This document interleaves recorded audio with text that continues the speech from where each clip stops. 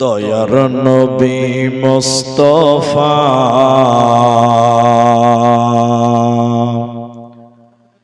জন্মভূমি ছাড়িয়া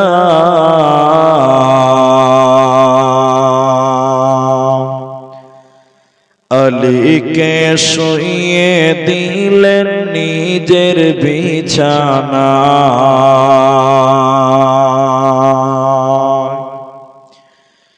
দয়ার নবী মুস্তাফা জন্মভূমি ছাড়িয়া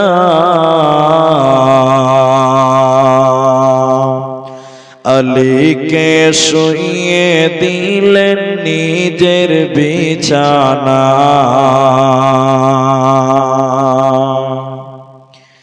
কাফেরেরা সব যুক্তি করে নবীজিকে মারব বলে, সারা রাত্রি চারিদিকে ছিল পাহারা। আলীকে শুইয়ে দিলেন নিজের বিছানা। তাই নবীজি গভীর রাতে আবু বকরকে নিয়ে সাথে ইসমে আজম পড়ে নবী সামনে দিকে যায়। আলীকে শুইয়ে দিলেন নিজের বিছানা। কাফেরেরা সব জানতে পারে নবীজি নাই আপন ঘরে।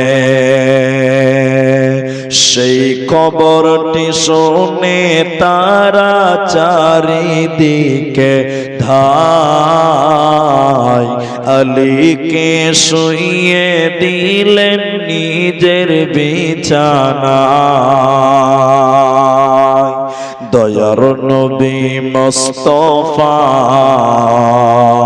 জন্মভূমি ছাড়িয়া আলীকে শুইয়ে দিলেন নিজের বিছানা। যদি কোরআন হাদিস না মানি জীবনে কি হবে গো মৃত্যুর পরে। যদি কোরআন হাদিস না মানি জীবনে কি হবে গো মৃত্যুর পরে।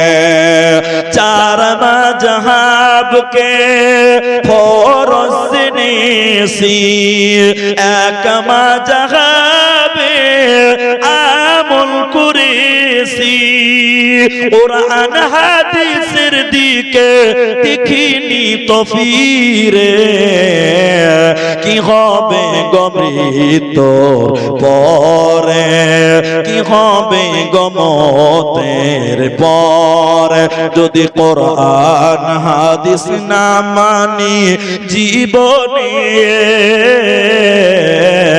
কি হবে গো মওতের পরে।